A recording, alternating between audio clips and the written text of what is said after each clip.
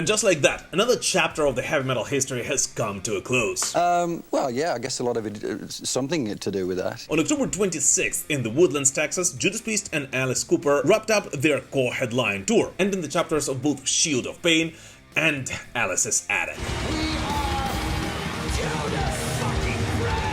So today, let's take a deeper look into this tour, talk about the controversy surrounding it, and then unveil a little bit about what may come next for Metal Gods. Here you go. So guys, super quick, as always, please do not hesitate to comment on anything you hear or see in this video, and especially if you disagree with me, because the whole point of our Metal Pilgrim channel is, of course, to start a conversation. But alright, let's do it.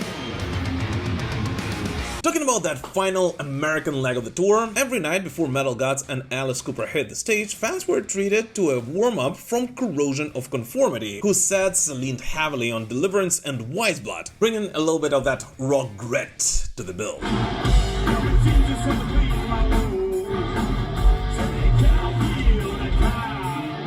And now, in my opinion, COC was a rather interesting choice of an opening act for a joint tour of Alice Cooper and Judas Priest. And judging from the comments online, it was a rather unexpected choice for many of the Judas Priest fans. Yet according to many of you Metal Pilgrims who actually attended this tour, their sound actually set the tone perfectly for what would come next. So I guess in the end it did work out quite well, despite the whole fact that they are actually quite different stylistically compared to both of the giants who hit the stage after that.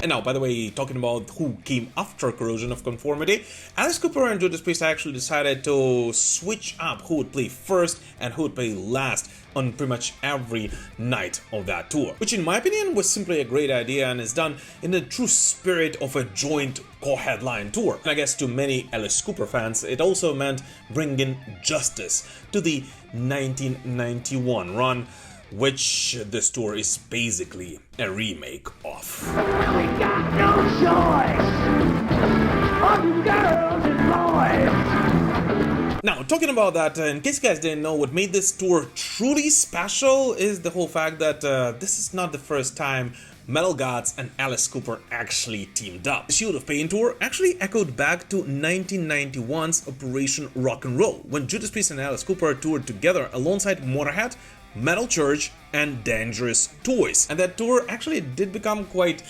hard on both of the camps, as everyone knows that Alice Cooper was not really too happy about the whole fact that he was not closing this incredible bill, and Judas Priest, well, we all know that for Judas Priest it became the last tour on which they played together with the legendary Rob Halford before Metal God decided to leave Judas Priest for his solo on Divorce. If you want to come and see some primo metal, some primo hard rock, you gotta check out Operation Rock and Roll. But nevertheless, this time Alice brought one of the tightest live bands in rock to deliver a career-spanning setlist featuring 22 songs from 14 albums, which basically was a best of Alice experience for all the fans, including classics like I Am 18, No More Mr. Nice Guy, and School's Out brought to life every night.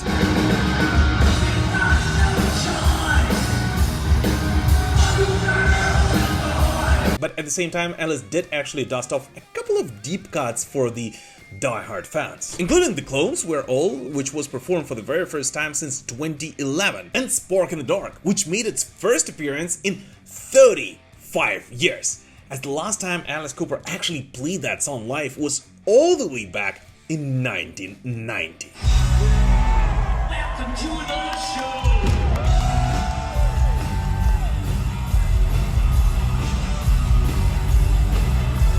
But of course the biggest surprise of all came on September 23rd and later on was repeated on September 26th, when the original Alice Cooper band guitarist Dennis Dunaway joined Alice Cooper on stage for I'm 18 and for the encore's School's Out, which of course has been done to celebrate the release of a brand new studio album by the original Alice Cooper band, the first one in gazillion years, yet still was a huge surprise to all the die-hard Alice Cooper fans. On guitar, from the original Alice Cooper band,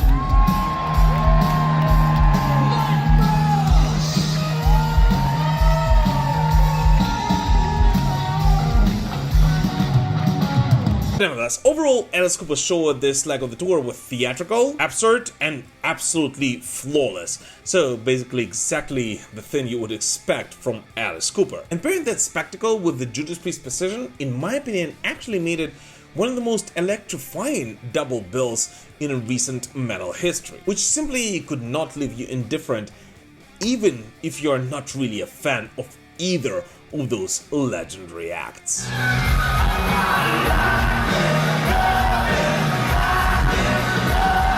And then of course there are metal gods, and here right away I just have to point out that according to Judas Priest themselves, the Shield of Pain tour is still actually considered a part of the Invincible Shield tour, which kicked off in February of 2024.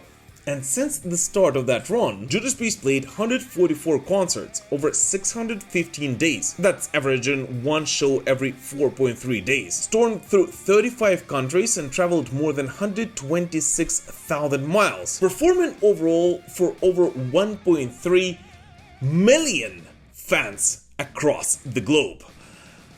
So yeah, there were actually quite a lot of people, and including right here on this platform on YouTube, who tried to cash in on the whole fact that according to them, the Judas Priest Alice Cooper tour simply did not sell. Them releasing videos after videos of how they predict for this tour to absolutely fail, and the backstage experience, for example, that Judas Priest promoted on this tour not being interested to anyone in the United States, which in reality was absolutely not the case. Still, here we are, having a great time all these years later. As although, yeah, if you take a look at the ticket sales for any given venue several months before this show's date, you could actually see quite a bunch of empty seats. But the truth is that, according to pretty much all of you metal pilgrims who actually attended this run in North America, by the end of the day, all of those venues were actually packed, which of course reflects the whole ticket consumption pattern in the United States at the moment, which has actually changed quite a lot in recent years, as because of many uncertainties, a lot of people actually started getting tickets for a concert just days before that concert date. And this is actually something that is going on with pretty much all of the bands that tour the United States in 2025.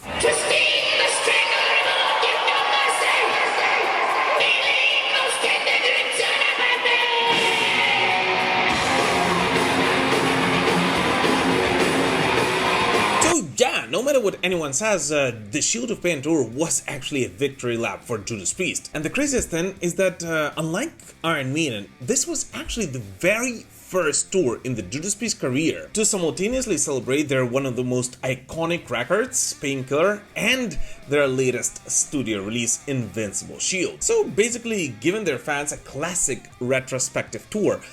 And this is actually something that this band, despite the whole fact that they've been around for over 55 years, has actually never done before that. Yeah, unbelievable. So when it comes to the latest North American leg of this tour, overall 7 albums were represented on this run. Those of course being Painkiller, British Steel, Invincible Shield, Screaming for Vengeance, Defenders of the Faith, Killing Machine, and Point of Entry, with the songs from the legendary 1990 record actually taking up 5 of the 14 to 17 songs Judas Priest performed on this run. And I know that I said that before, but the thing is that such a setlist would be extremely demanding for any young band, and the whole fact that Judas Priest dared to pull it off and succeeded in it at the 56th year of their career is simply mind-blowing.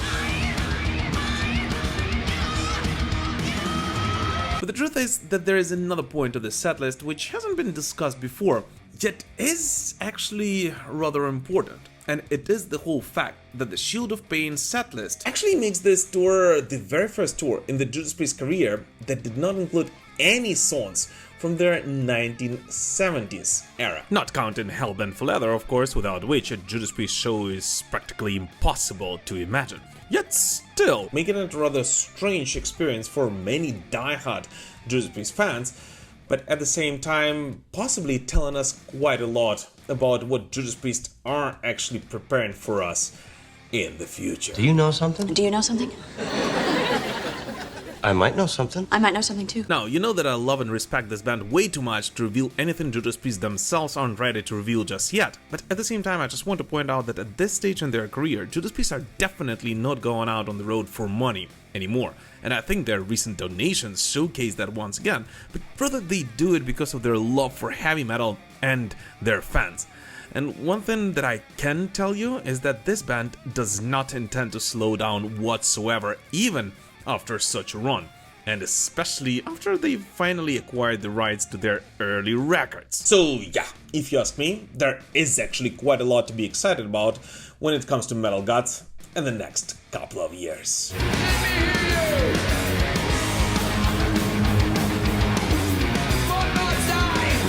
But nevertheless, what do you guys personally think about the Shield of Pain tour, and especially the recent North American run together with Alice Cooper? As well as what do you personally think we may expect from Judas Priest next year? Please let us know in the comments. As always, thank you so much for watching this video, guys, and we will prevail. Slava Ukraini!